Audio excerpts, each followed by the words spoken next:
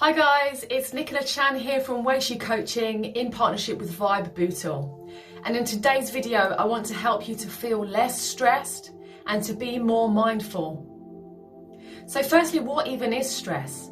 And how do you know when you're stressed? Is it an emotion that you've ever labelled yourself? Is it something that you recognise feeling? Is it something that you've seen on others, maybe on television or your family members? So firstly, what does stress look like to you? What does that word feel like to you? How do you know when someone else is stressed, and how do you recognize your own stress? Because sometimes if we are stressed, we're really busy and we're in our heads and we're going from one activity to another without actually taking a moment to breathe. And when we take that moment to breathe, we can realize what emotions are coming up for us. So it may be that when we're really stressed, we are moving fast from one place to the next, we're breathing very high into our chest, and we're speaking very fast with lots of adrenaline. And in some ways, a low level of stress is actually beneficial. It helps us to be productive, it helps us to get things done, and it helps us to stay motivated. However, when that stress gets a little bit too much, a little bit too intense, we can feel overwhelmed. And we may not recognize that that started with stress. It may be that a behavior pops up. It may be that we shout back at somebody. It may be that we're sleeping less, or our food has become erratic.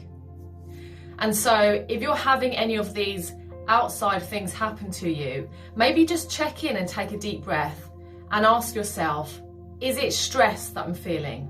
And what is it that's causing me stress right now? Could it be that you're just not being organized and managing your time well, and therefore having everything on your plate is causing you to have this feeling of overwhelm and stress? Is it that you haven't communicated well what your needs are and asked for help, which we spoke about in the last video? Could you ask someone for help?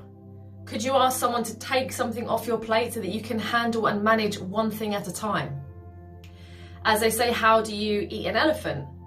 You can't eat an elephant all at once, so you eat it one bite at a time. And that is just an expression and phrase to help you to be able to deal with big problems just one step at a time. So number one is to recognize what stress is for you and to just look at what areas of your life are causing you stress right now. Breathe.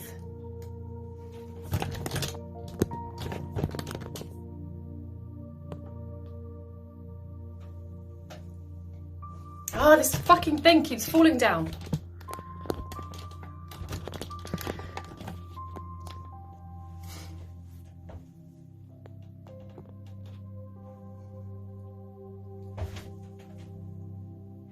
Number two, I want to teach you to breathe. So the process that we're going to do to be able to check in with ourselves and notice if we do have emotions of stress or any other emotions for that matter, we're going to take a moment to breathe. So try it with me now. Just sit back in your chair.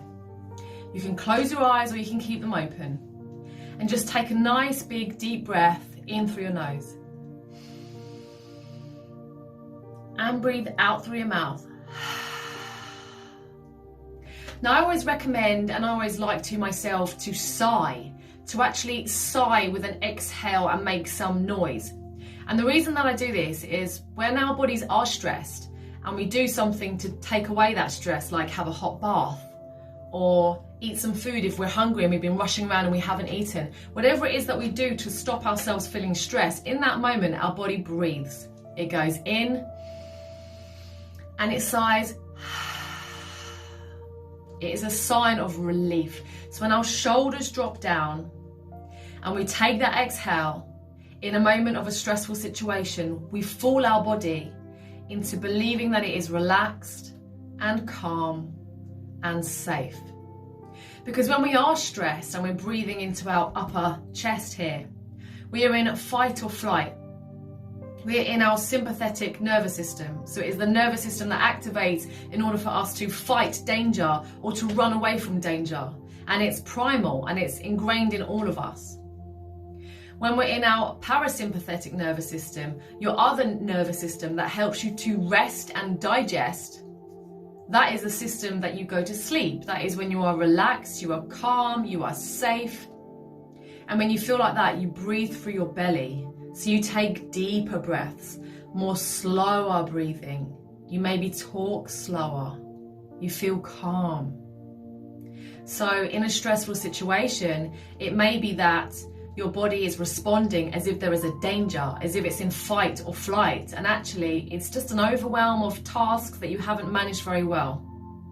And it's all a learning process to be able to ask for help or to manage yourself and get organized. But what you can do immediately is just take that deep breath. Let's try one more. Breathe in through the nose and out through the mouth.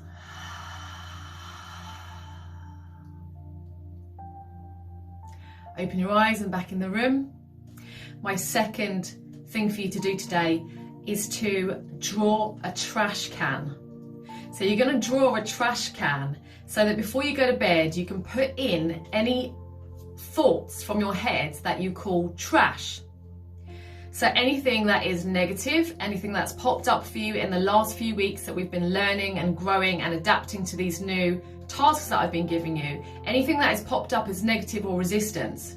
Resistance being where you haven't felt like doing it, where you've got in your own way, like self-sabotage.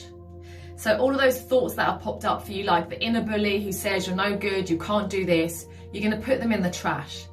And it could be a case of every day you have to put some negative thoughts in the trash. But it's like clearing your mind, getting it all out onto that paper and screwing it up and actually throwing it in the bin so that at night you can breathe, you can lower your stress, and you can sleep, recover, repair, and all the wonderful benefits that we get from sleeping. Because stress stops you sleeping, and negative thoughts can make your mind think over and over and over like a washing machine. So number 2 is trash thoughts. Number 3, you may have heard of this before, an attitude of gratitude. So science has shown that the happiest people are the people who are grateful. So it doesn't matter what situation you're in life, and we all have different situations, and as we grow up and become adults, we'll all have different situations and environments and home, work, friends, and all the things that go on in our life that make up our everyday. They're all going to be different. And to stop yourself comparing yourself to anybody else, look at what you have. So this is all about you and your emotions, your stresses. And I just want you to look at what you already have that you can be grateful for. So sometimes we want what someone else has and we compare ourselves, or we get jealous and we have other negative emotions. But I want you to look at the things you already have. So you may find that you're looking for things that cost money, and you may not have any money right now, but you'll have lots of things in your life right now that don't cost money. So whatever it is for you, just start to find your gratitude with your everyday. And along with putting your negative thoughts in the trash, I'd like you to write a grateful list. And it could just be 3 things. Today I am grateful for X, Y, and Z. And it could just be that you're grateful for your body. Did you move your body today? Did you do some exercise? Did that make you feel good? Are you grateful that you have an able body? Some people don't. Are you grateful that you had the opportunity to see some friends?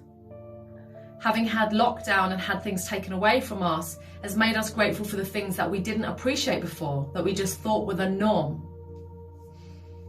So having this attitude of gratitude, you can do it before bed to help you sleep, or you can do it in the morning. And I like to, in the morning, also add in my intention for the day, because it's the start of the day and I like to look ahead with a positive mindset.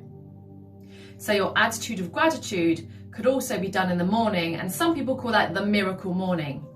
It's a habit that is serving you, a habit that is helping you to be consistent and positive in your mindset and thoughts.